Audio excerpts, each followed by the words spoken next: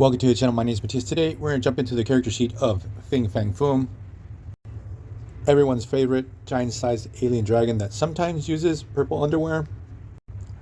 So without further ado, let's get into this.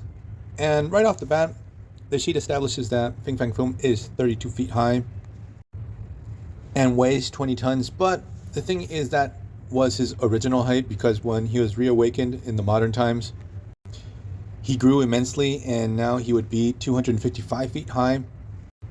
And from head to tail, he would be 350 feet long, with a weight of 200 tons. So he's pretty much a full-fledged kaiju.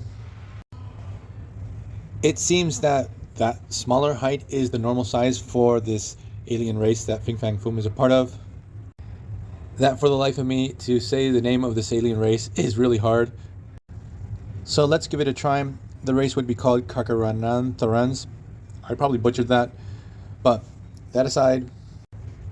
So let's jump into his powers and abilities. His intelligence is gifted. His strength is superhuman class 100.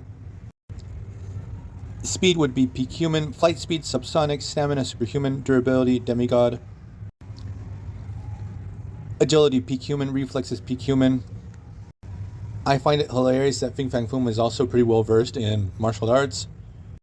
Also, Fing Fang Foom can breathe fire, and he can change his size and even take the shape of a normal human if needed. Also, Fing Fang Foom, like other members of his species, are extremely long-lived. If needed, they can hibernate for very long periods of time. Also, I was really surprised to see that Fing Fang Foom has telepathic powers. He can communicate this way. And one of his very few vulnerabilities is that there's this unnamed herb that can put him to sleep. That's how it is established, at least on the character sheet.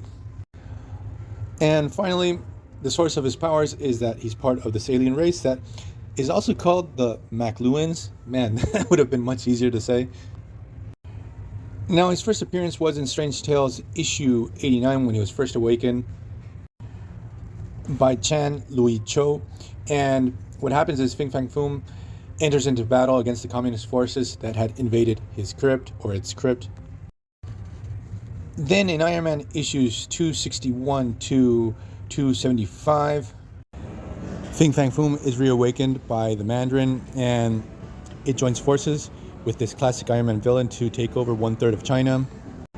And we discovered that there are more members of his race living amongst normal humans, and they're reawakened as dragons. They all end up battling against Iron Man.